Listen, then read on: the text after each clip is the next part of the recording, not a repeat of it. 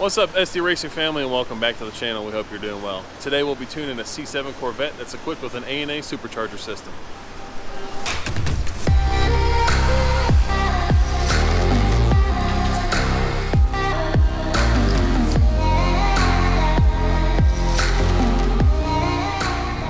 So this customer brought us a C7 Corvette after it was built at another shop. I can't remember where he said it was. He was having some issues with oil coming out of the blow-off valve. And after a little bit of diagnosis, we noticed that the catch can was installed improperly. Well, not the catch can itself, but the other things you have to do to make the catch can work, rerouting the vent lines from the dry sump tank and the valve covers. So he had one of the lines from the reserve reservoir hooked up to the intake, and it was just sucking in oil. So he was getting oil pulled in through the intake, going through the whole system, and blowing out through the blow-off valve when he let off the gas. So we fixed that. Also, we pulled all the charge pipes off, the intercooler off, cleaned all that out, got all the oil out of it, and also changed his spark plugs because they were fouled with oil as well. So we'll be doing a baseline pull here shortly with how it came in, with the tune it came in on it, and we looked through the file already. It doesn't look all that bad, so we expect some good numbers out of it. And then we're going to go ahead and put our map in it and start tuning and see how much more we can make. But like I said, C7 Vet with an A&A superchargers kit. It's got an MSD atomic intake manifold, and I think that's about it. Long tube headers too, I believe, and an exhaust. So this should be a good one.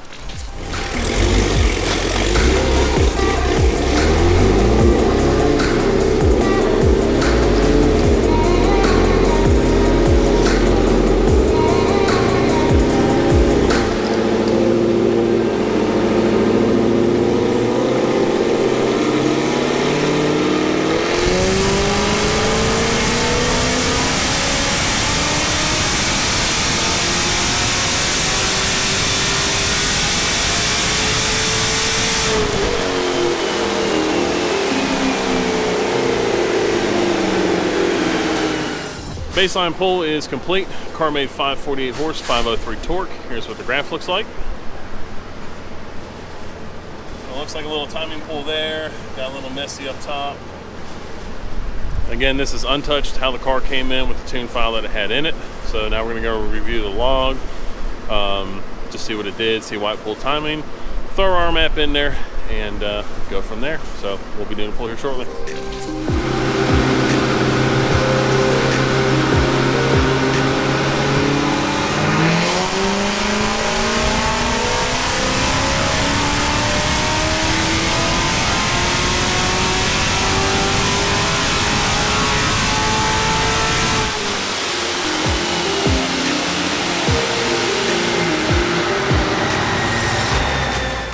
Finished up first pull on our map, made 527 horse, 483 torque. We pulled some timing back from what was compared to what was in there originally. Also added a little bit of fuel so we can start walking it back up and seeing what's going on. I don't think the timing was overly aggressive on the other map, but we're trying to figure out whether the car wants a little bit more fuel, a little bit less fuel. But here's what the graph looks like. So not a big timing yank like it was on the baseline pull with what the tune that the car came in on. So a lot smoother power delivery on there. Again, the first pull on our map was 527 horse, 483 torque. We'll review the log, make the appropriate change, and do another pull shortly.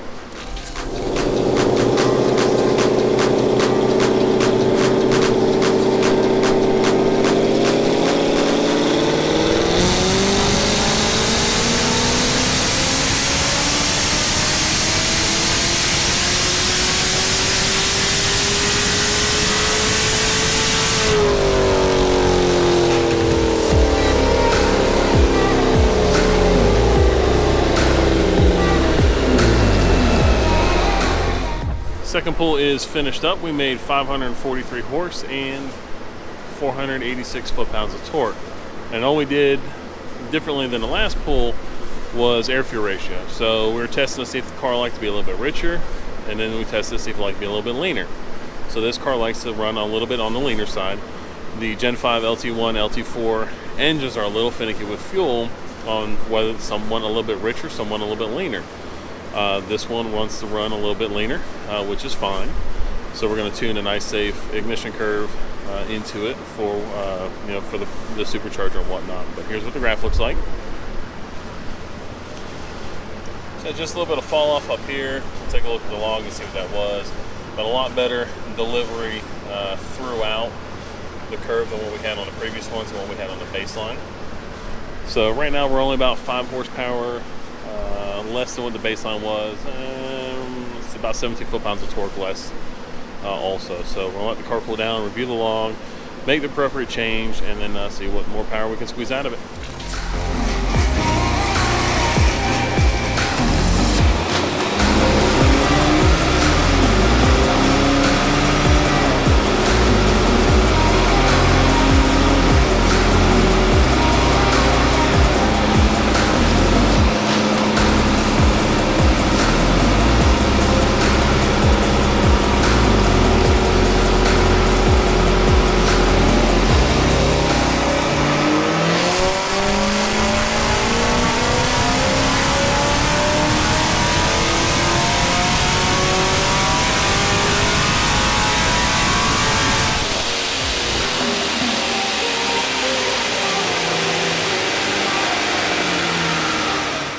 We were able to get some good gains on that pull, and that will coincidentally be our last pull. We made 571 horsepower and 509 foot-pounds of torque. That gives us a increase of 23 horsepower and 6 foot-pounds of torque over what the car came in with.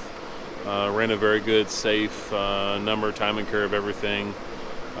Again, the key with these cars is just kind of finding what they like air-fuel ratio-wise. Again, some are like a little bit leaner, some like a little bit richer. This car liked a little bit leaner than what what we typically run on an LS type engine on the Gen 5 LT. So